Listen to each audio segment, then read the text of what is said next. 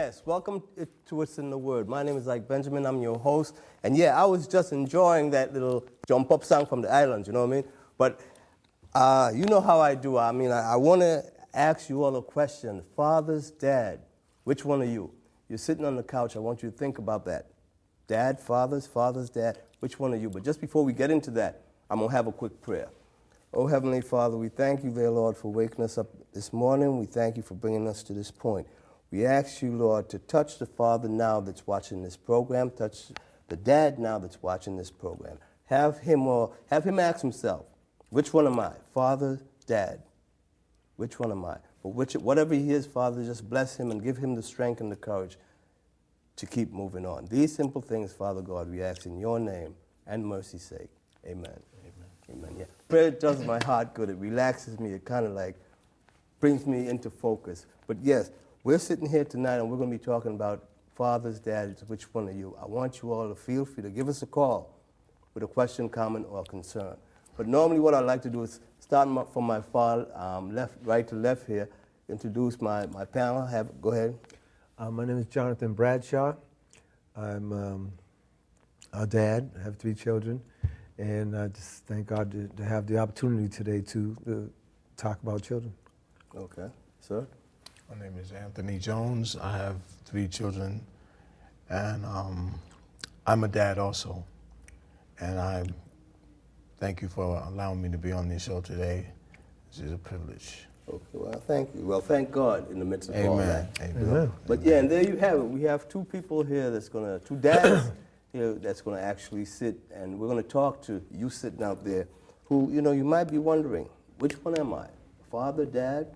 I'm the 2 of them, Give us a call with a question, comment, or concern. Let us know what you think, which one you think you are. Or, Father's Day is coming up, for the young lady that, haven't seen dad for quite some time, for the young man that, dad missed his baseball, his basketball game, and he's kind of hurt, How does dad get him to let him know that I couldn't make it because I was doing a 9 to 5 that day, Stuff like that. But we're going to be sitting here talking to you all. Now, let me ask you all that question. Fathers, dads, which one are you?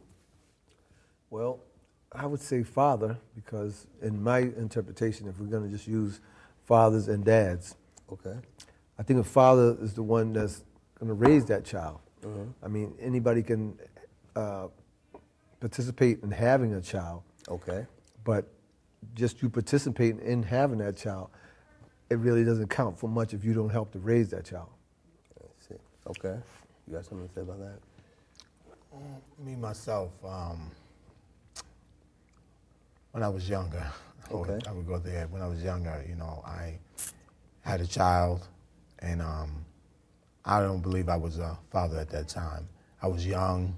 I was unexperienced. I was into other things. Okay. I wasn't patient.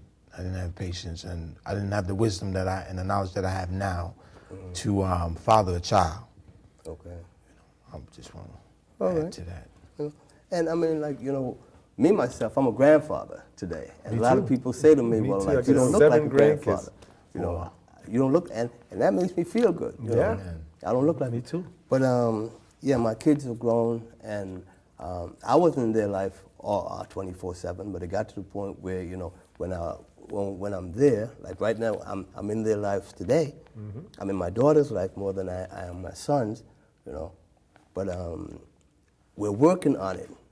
I'm not perfect. I'm sure the guy sitting on the couch, he could relate to what I'm saying. He's not perfect, But I talk to my kids today from time to time, And like when we say when I use the terminology fathers or dad, which one are you? I'm not trying to say, well, okay, well, I'm a dad or I'm a father. I want you to ask yourself, which one are you? Now, like I think you said, a father. Anyone could be a father, but it takes anybody could be a dad. Anyone can be a dad, but it takes a but father. It takes a father to actually raise a son, or even the daughter. Yeah. Mm-hmm. Now, I mean, like when did you know for a fact? Well, okay, I'm in this for real. I mean, because there are some fathers that want to be there, but for some reason it can't happen. Yeah.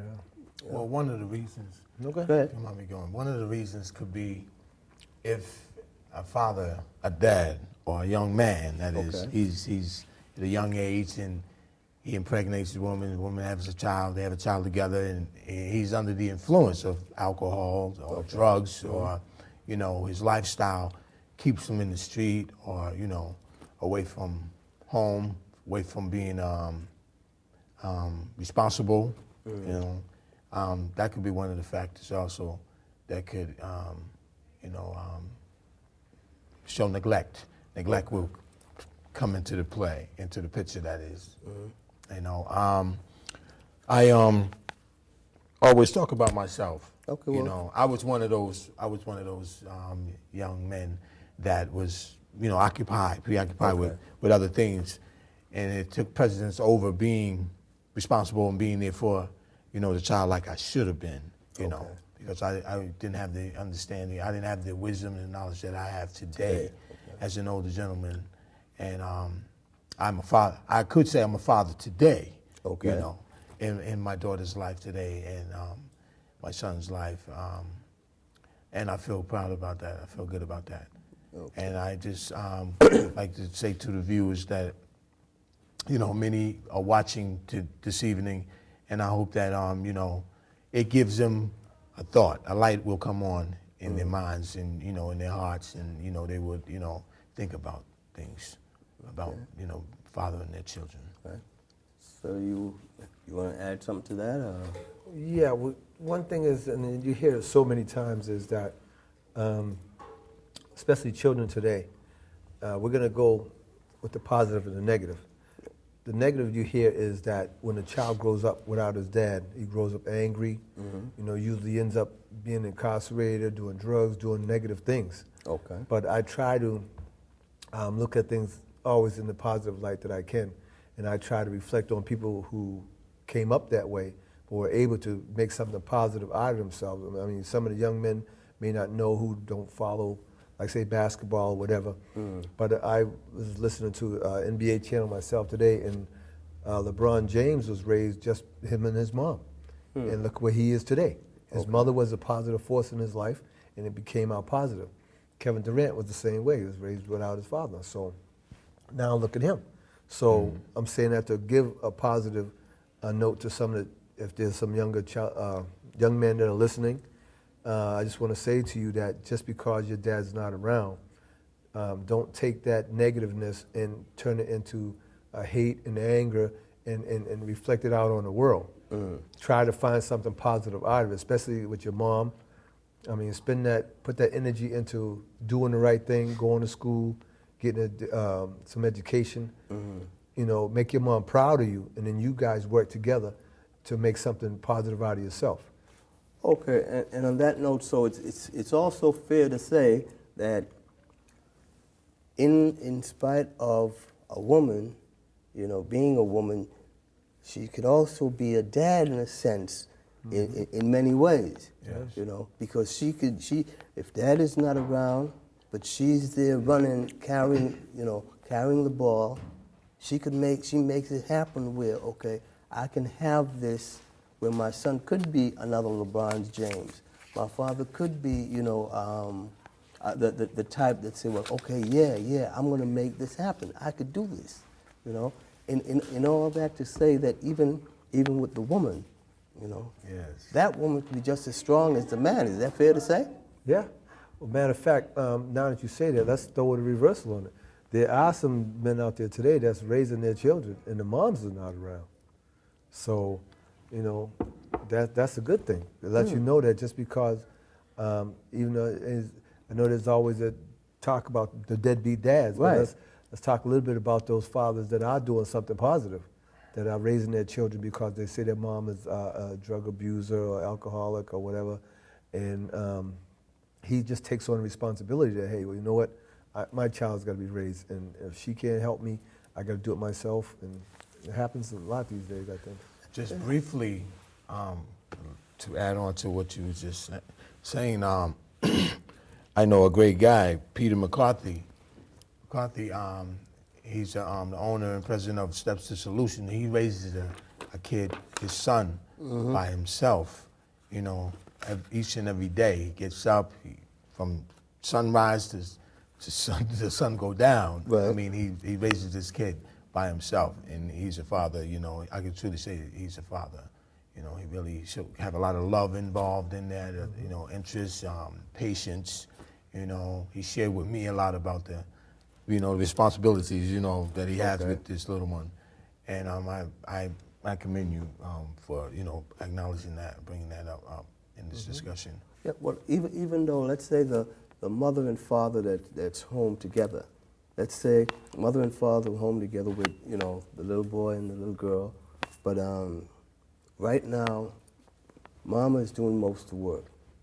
It's not that dad don't want to work, it's just the type of, the field that dad's good at, then he can't seem to get a job today, you know. Does that make him a poor dad if he's, you know, taking care of the house while Ma goes to work? Does that make him a poor dad, or how does he fit into to society today? Well, society, society will look at you and put you down, but it's up to the individual himself to believe in himself and to not go on what, you know, society says.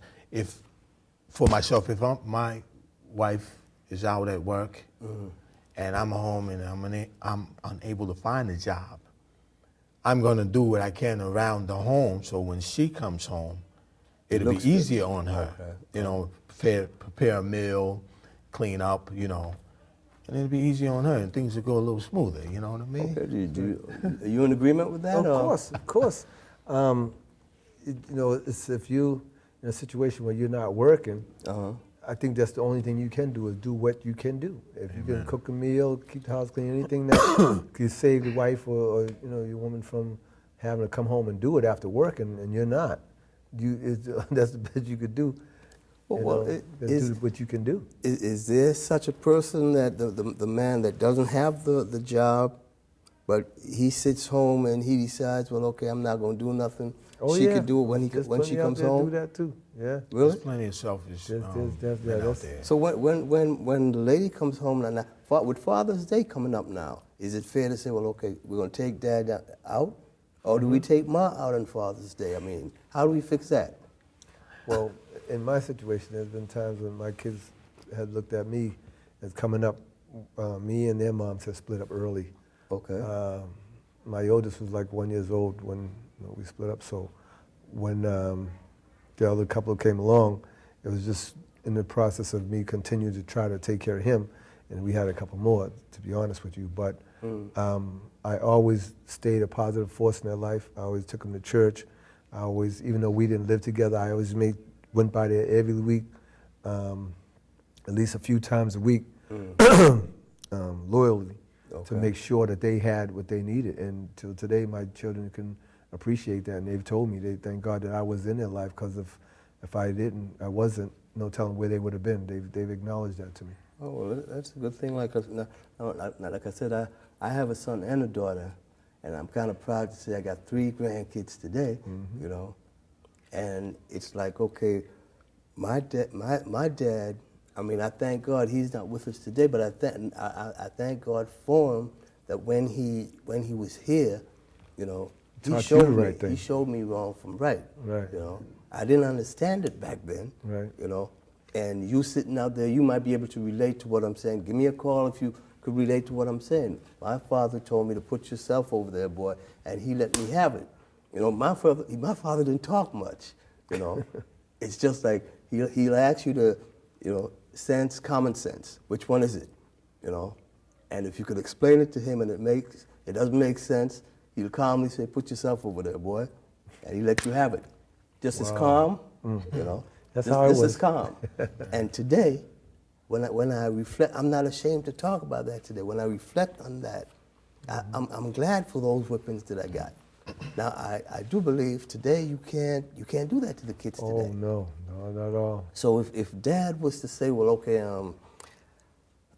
come here, daughter, or come here, boy, and decides to even smack the kid, all the kid has to do right now is what, call 911, and It's all over. and that whole house is in an uproar. Yeah, I believe that, Divided.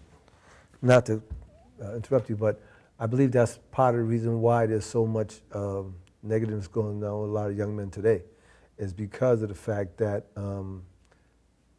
as time went on, you're supposed to try to make something positive of it, but it's hard when you don't have a dad, but you gotta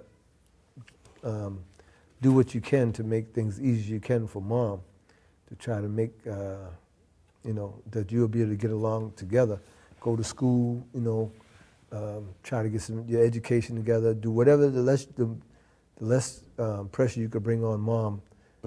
It's the best for you, both of you, because she don't need all of that extra, having to go into school for you, and she's got to get out of work and can't go to work because she got to take you to the school because you get suspended or whatever. You're not helping the situation. You're only, making things worse. So is it fair? You got something to jump in there and say something? Yeah, I want to jump in there. It's like a team, Right. It's teamwork. The mother doing her part, you doing your part, and the son doing his part. It'll make things run a little more smoother, in the home. Right. But even though if the dad decides, well, washing dishes, I don't do dishes.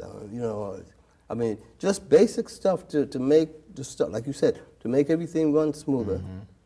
Mom is out doing the 9 to 5, so instead of watching whatever you're watching on television, you mop the floor, you do the dishes, stuff like that. Right. Whatever you can do. That's what your hands makes, find to do. We say to church, yeah. And then when Father's Day comes around, you have your son and your mother, your wife feels good taking you out on our day that's coming up. Is that true? That's true. All right.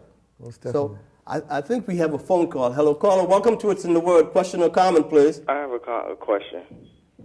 Go ahead. How you doing? All right. All right. I have bitterness towards my father, and I'm trying to see if I could reconcile with my father, but because my father wasn't around when I was growing up, I got into a whole bunch of stuff that I'm not going to name right now. But I just have a whole bunch of hatred and a whole bunch of bitterness. So what do you say to a young brother like me? Should I just let it go or just continue on with my life? Well, let me just ask you this, and then I'm gonna let everyone here on the panel that has something to say on that. But first of all, brother, do you go to church? Yeah, I used to. Used to. Okay, so you no longer go to church, right? No. Okay. Well, I'm gonna pray for you, right? Uh-huh. But what I'd like for you to do is let that go. All right? Let that go to church. Let that go. Confront your father and say, Dad, let's go from here. Let's pick it up from here. Life is too short, my brother. It's too short. Okay? I'll give anything to have my father back today. Okay. But I want each one of the brothers here to have a chance to share with you what your question. All right, sir? Yes. Basically, just like you just said, young brother, you need to let it go because life is too short. And the one thing you don't want to do is leave this earth and you've never reconciled with your father, because as Brother Benjamin said, he started out right perfectly. First of all, we all need God. We all should give God his time and go to church, because the church helps you. It will tell you how to get his scriptures that tell you that you need to forgive your brother, forgive your father, so that God can forgive you. Right. If you're holding in that malice and that hate, all that does is eat you alive from the inside out. And you can't think, or you can't concentrate on the positive things in life. And that's what I believe is a large reason why a lot of our young men today are on the street corners. They're so angry, and they get in a lot of trouble and in and out of jail. And because, a lot of them is because they didn't have their father. But as I was saying earlier, when I mentioned Kevin Durant and I mentioned LeBron James, because those are two sports figures that everybody in the world knows. And these are positive figures. And these guys came with their dad wasn't around. But, the thing you want to do is, from here on out, like Brother Benjamin said, move forward. If you can reconcile with your dad, forgive and forget, And then you guys can spend the rest of your time from your life here on out and give him a chance at least to try to make up for it. Now, if you go to him and you try to reconcile with him and he doesn't want to, then you've done your part. God sees your heart. He sees you're trying to do the right thing. So, hey, you've done what you've done. And if he doesn't want to deal with you, then, hey, that's on him. Now, from here on out, though, you know you're right with God. Right. You know? And hopefully something positive will come out of it. All right. And brother, I'd just like to add, that will hinder you, a person, by holding on to, resentments, excuse me, anger, and, it'll consume you in the end. But if you're a man of God and you remember what God said in his word, you have to forgive in order to be forgiven. Bury that. Let that go, because that's just what the enemy wants to happen to you, wants you to break do. up homes and stuff. That's what Amen. he does. That's Stay, what he does. Mad at your dad and what have you. He may not understand. You know what I'm saying? But you two can get together and reconcile and work that out, man. Because, like my brother Ike here said a little earlier, life is too short. Mm-hmm. And you don't want to go out like that, man. Like angry and things Right. like that. But just love yourself first, man. Search your heart, man, and look deep inside yourself, man. And you know what I'm saying. And everyone deserves a chance, a second chance, man, or a third, Right. Mm-hmm. all right. I hope we answered your question somewhat, sir. Oh, you did. Okay, well, thank you for your call. Thank you. All right.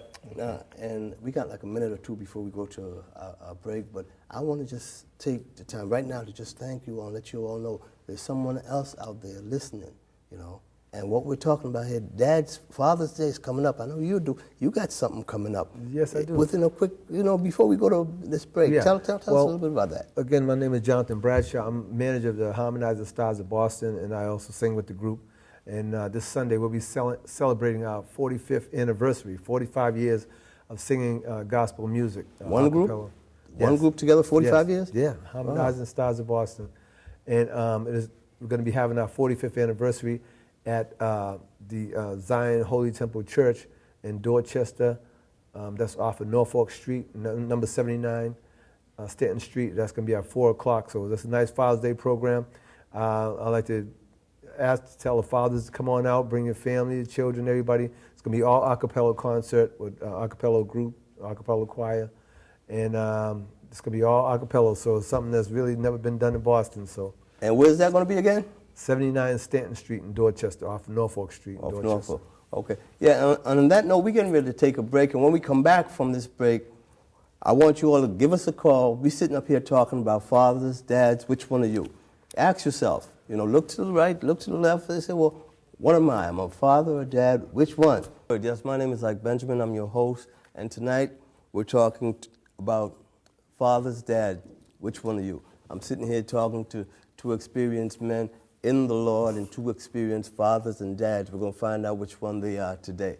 All right? Now, going back to what you were saying, I think just before the caller called, we kind of touched on, sometimes the importance of going back.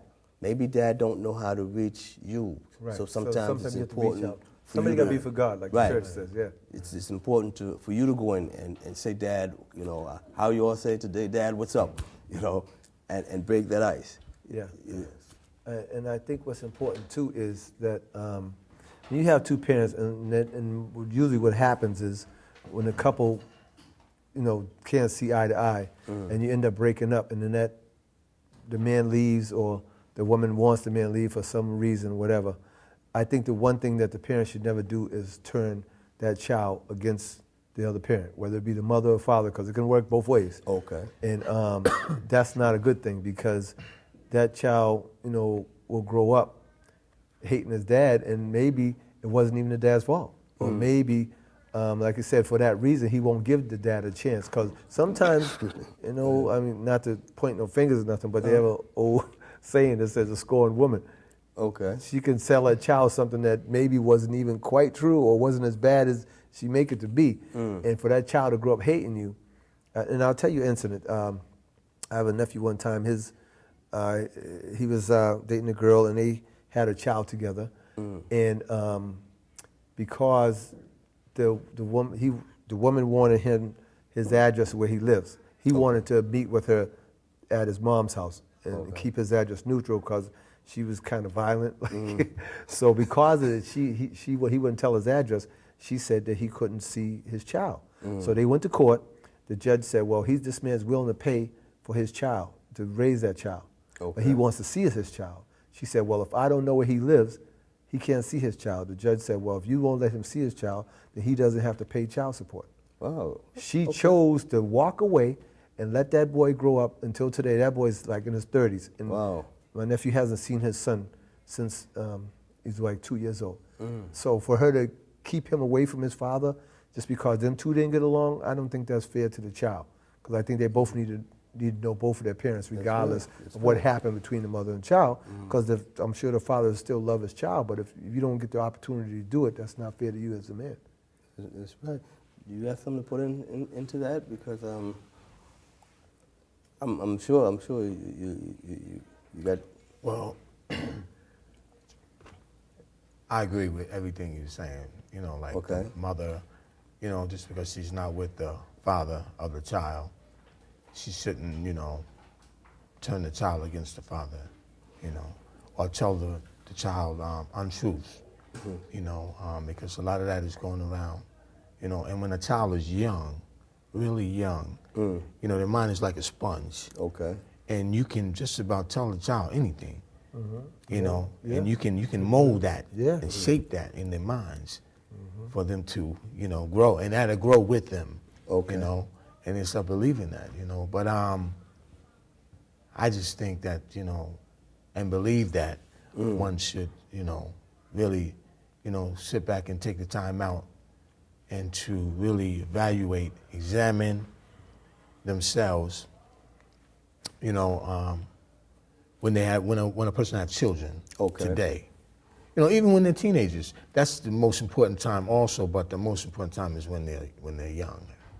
Because I live where I live at, I see a lot of kids, young teenagers going in and out the courthouse over there. And for that to be, and it may not be, there that spells trouble for me. I see trouble in their future if they don't change their course of the way they're going. Swinging door each and every day, I see different faces. Now, is it the dad's fault behind that, or is it the mother's fault, or is it both? You never know. Because I mean, now you can't blame the kid, you know. Right. Sometimes it's both. Because like I told you all in the green room, I said, which back then I thought I knew it all. I told my parents I didn't want I didn't want to be here. I didn't ask to be here, you know. But when I think about it today, you know, I could see why kids would say what they said. She straightened me out behind me saying that. I'm sure. You know, but today a young man could say something like that, and I guess it's no big deal. Well, you know? Well, let me say this. I think that's one of the biggest travesties these days, is when the government basically has taken away the parents' power and handed it to the child. Whenever you come on TV and say if your parents hit you, could call 911, or you could divorce your parents. Right. Now you're taking the power out of the parents' hand and put it in the children's hand. How are you going to discipline your child if you can't spank him when he needs to be spanking? Now, and how many times have you seen in the different shows, the Oprahs and the whatever, where you got a child 10 years old, you got to lock your door when you go to sleep because you're not sure if your child might do something to your sleep. I can't see that happening to me, but it happens. You know. Yeah. And again, I want you to, you know, feel free to give us a call with your question, your comment, or concern. Who knows? What you're getting ready to go through now, I don't know. You know, God knows, and He knows you before He knows what you're going to do before you do it. You know. So my suggestion is give us a call with your question, your comment, or concern. It's something we might be able to tell you right here on this set tonight. You know. Now, getting back, you said something about as far as our family, our mother and father coming together. If let's say if the father chose to do the 9 to 5, and all the little boy wants is to see dad, you know, just before he gets up to bat, he wants to be able to look in the stands and see dad sitting up in there.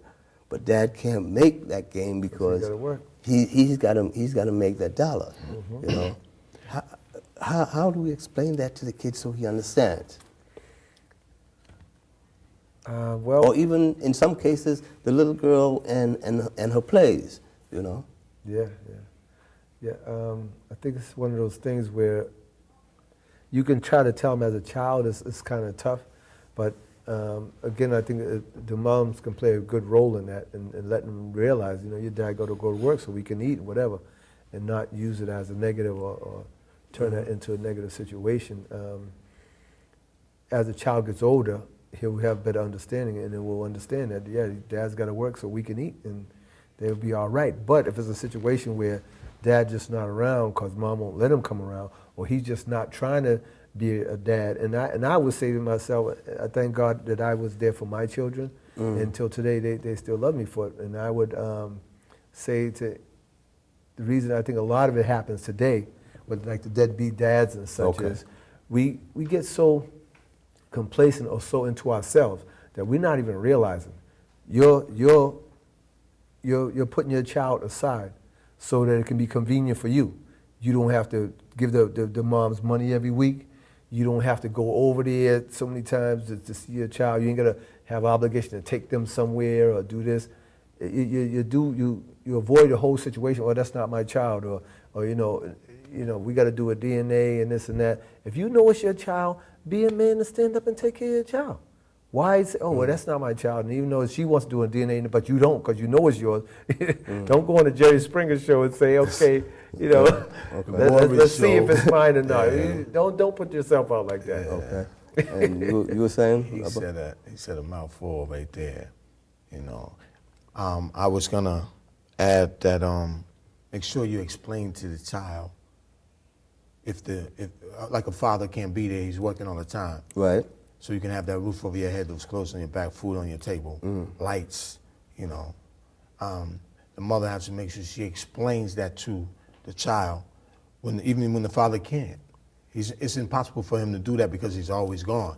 When he's home, the kid is asleep. Right. Or, you know, he got to go. So make sure that, you know, you explain it to the kid so he won't get the wrong, you know, information, you know, the perception of that. Now, at what age, the young man, at what age do you explain that to the young man? At 5? At 12? I think 5 at 16? When do you explain it to him so he can understand exactly what dad is saying? I think that's about the age, 4 or 5. You got to start letting them know, because you'd be surprised. I got a grandbaby. She's 5 years old. She's pretty smart. She knows what's going on, man. And when you don't tell them, and they're wondering why, you know, that's the mystery. Now, if dad's just not around, like I said, he's just being complacent, just trying to satisfy his own needs or whatever, and says, you know what, I'm not going to deal with that. You're only hurting yourself, because one day that child's going to grow up, and one day that child's going to be graduating or whatever. Now you're going to show up 10, 15, 20 years later and say, hey, you know what, you should be going to college, you should be doing this, you should be doing that. The first thing the child's going to say, well, how can you tell me anything? You wasn't there for me. Why should I? So that's why it's important. If you got a child now, don't wait till they get up 15, 20 years old before you say, well, let me go try to tell them what to do. They're not going to want to hear from you. That's why it's so important to do something now while they're small and they know you, because after so many years, they'll forget who you are, forget what you look like. Okay. Especially if you leave when the child's a young age. And again, like I said, pick the phone up, give us a call with a question, a comment, or a concern. It's okay, you know. Some men just they make it through, where they work hand in glove with the mother and father, where everything rolls all right, and then the son or daughter still turns out totally different. Amen. How do we fix that? I just want to interject that I grew up with both my parents. Okay.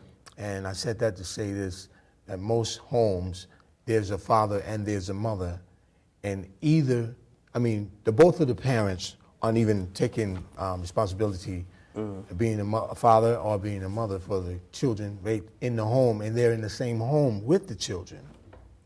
Did you understand that? Okay.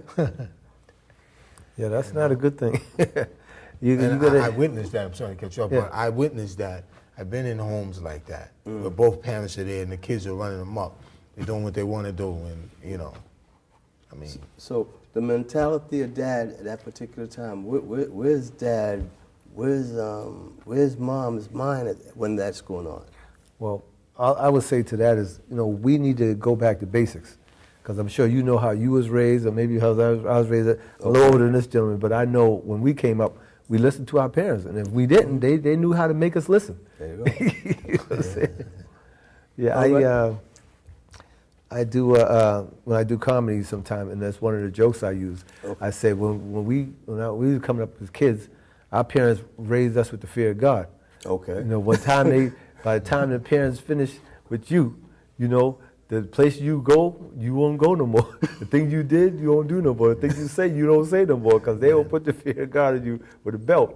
And these days, they use ADD as an excuse and all this.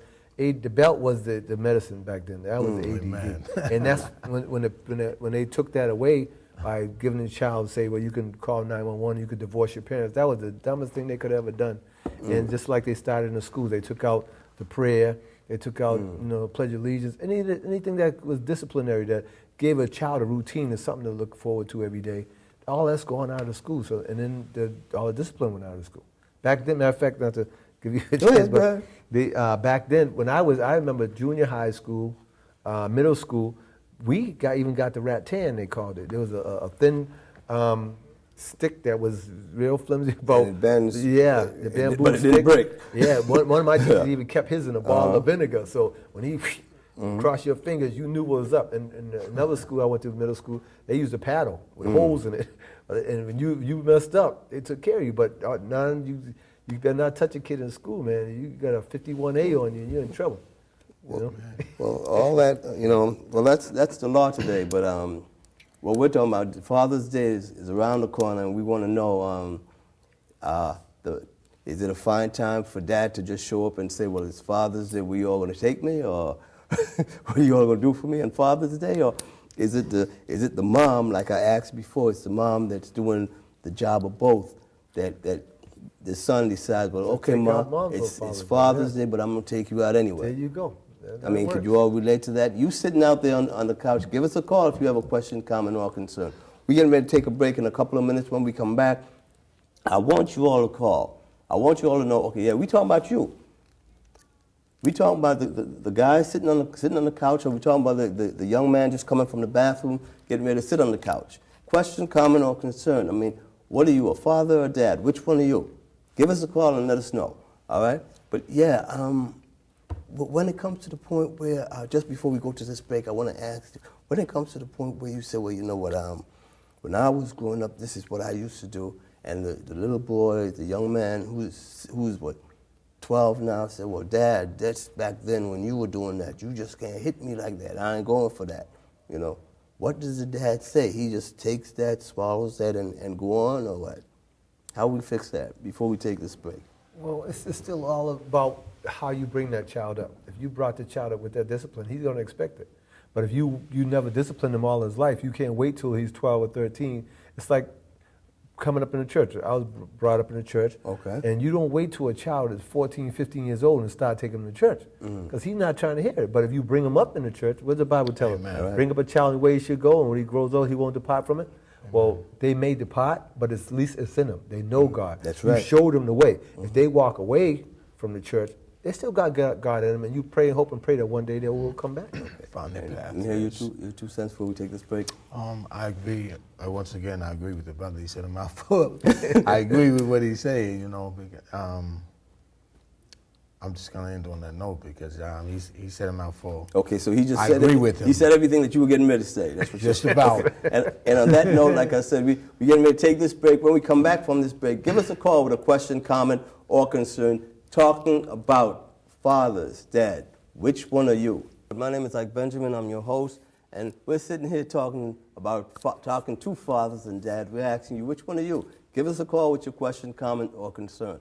Earlier, I touched on the mother standing in the father's spot because dad isn't there. Father's Day is here, so the kids decide, well, Ma, we're going to take you out, I think they should. We're going to take you out, Ma, for Father's Day. We took you out for Mother's Day. We're going to turn right around again and take you out for Father's Day. That's the way to go. What do you all say to that? I agree. I mean, they should take Mom out.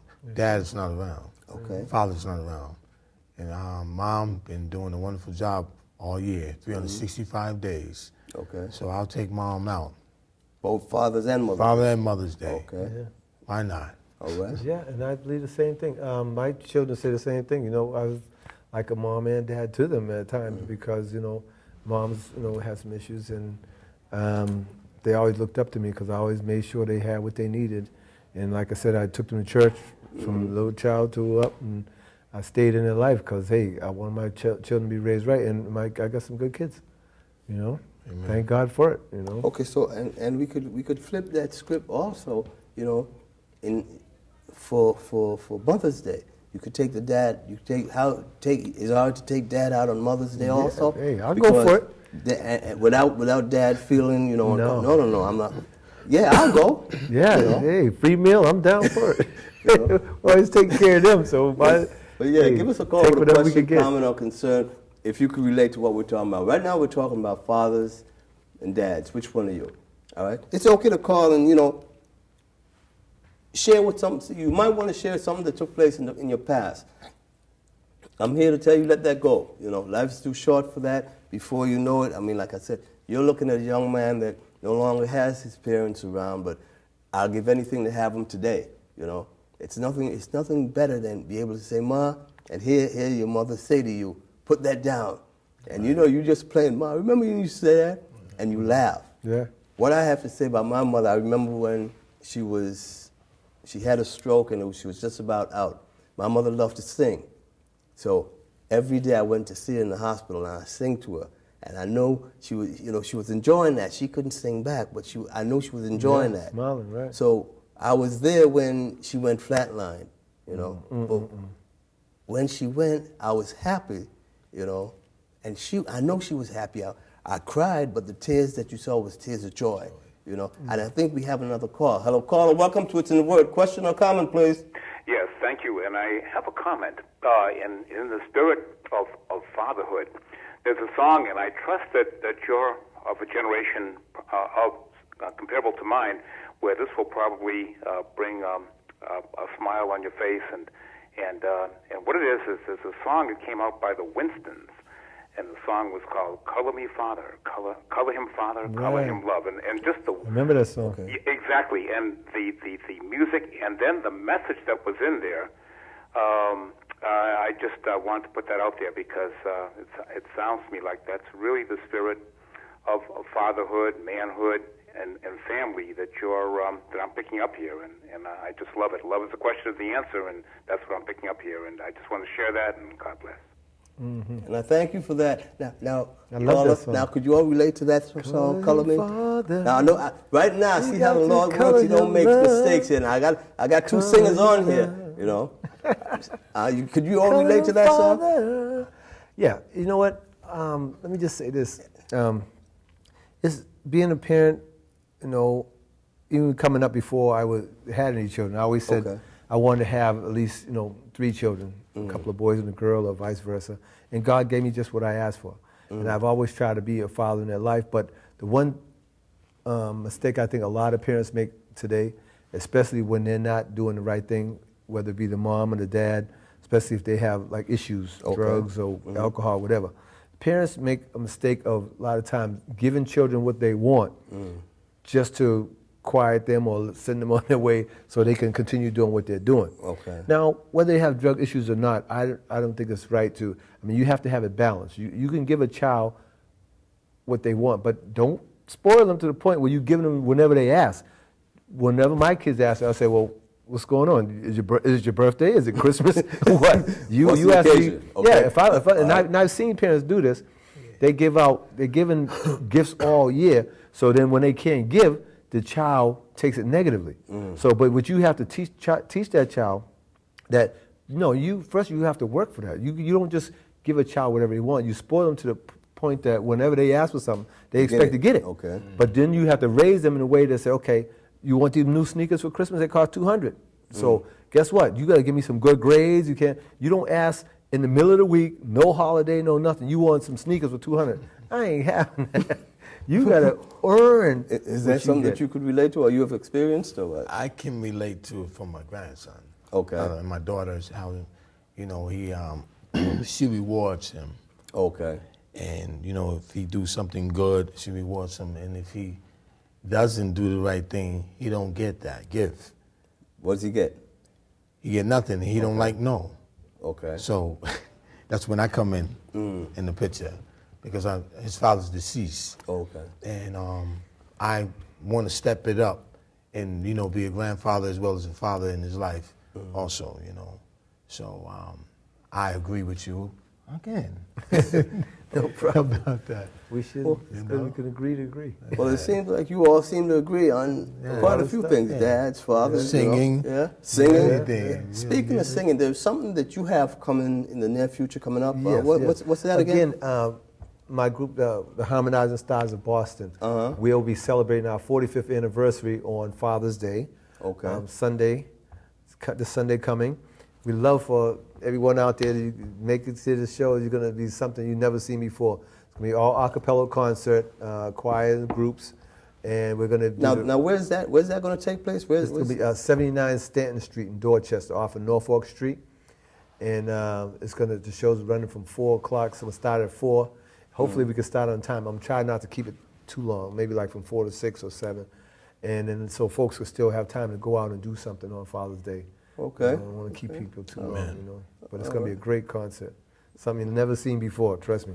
Now, and basically, tell me a little bit about this. We all going to just sing a cappella, or how is that going to work? We have some other groups and the choirs that's going to be there. And like I said, we're celebrating our 45 years. And those that know us, the Harmonizing Stars of Boston, we go way, way back. I'm talking about days of when Mel King was running for mayor and John O'Brien, them guys. We sang for them way back then.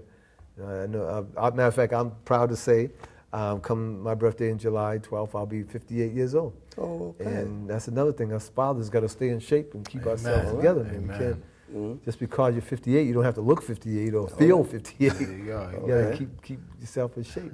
Yeah. I think we have another call. Hello, caller. Welcome to It's in the Word. Question or comment, please? Yeah. You think the ladies have done a great job in the house by, the guys are in the house. But don't you think they have done a great job to also allow a lot of foolishness to take place? Okay, you want to repeat what you just said, sir, please? I said the ladies have done a lot of great jobs in the house by taking care of the kids when they're gone. But with their emotions also do hedges. What do you think about that? Okay. If I understood you correctly, I'm thinking you're saying, what about the women that did a great job in the house? Yeah. Yeah, give them that credit. Well, give them what's due. Well, start from my far right to left. Give them credit where credit is due, especially if the man has to work a couple of jobs and don't have time to spend the time with the children. The wife, most definitely. I mean, but it's a two-way street with a man and a woman. The man, he needs to hear that he's doing a good job, or he's doing the best he can. And the woman wants to hear the same thing. You're doing a good job, you're doing a good job with the kids or whatever. I mean, even Jesus said, "Where are the 9?" People think that God, Jesus ain't looking for no thanks, but they do. And as a couple especially, you need to help to boost each other. You have each other's back. Don't be pulling against one another. And I had that problem with my kids growing up. I would say, I don't want my son to do this, but we didn't live together. So when I come back, he'd be doing that. And I'm like, now how are we going to get them to act right if I'm saying one thing and you're doing the opposite? Yeah. And how would you answer that question? Gotta work together. First, I would like to give the woman her props because the women, they carry that baby for 9 months. Okay. And they go through all sorts of madness in between, And sometimes that man of the house, he's not easy to get along with or to deal with at that time, and the children, And I commend the woman, and I give her props, high props, and just on that alone, the question, I just say the woman should be loved and respected a little bit more, and just loved. Okay. That's all I have for that. Well, Carl, I hope we answered your call, because what I like to say to that is exactly what these two gentlemen said. the woman needs to be put on a pedestal and constantly be thankful, providing she's doing what she's supposed to be doing, and more than likely she is. You know, and if she is, we got like a 30 minutes to 30 seconds left, if I'm not correct. What I'd like to do is actually thank you all, you know, for actually taking the time out to come and share. I hope one of you all sitting out there, we touch some point. You know, I hope we touch something for Father's Day today. But take 30 seconds if you have that. Or take two minutes out of that and just say something into this quickly about your program, real quick. Okay, good. Yep, Harmonizer Stars of Boston, 45th anniversary, 79 Stanton Street in Dorchester at 4 o'clock. Come out and have a great time with us. And look into this and say something to me real quick. I'm at Full Life Gospel Center. Come out on Sundays, 11 o'clock, a.m., and you have a great time in the Word. All right. And there you go, there you have it. And whatever your problem is, the solution is, it's in the Word. All right?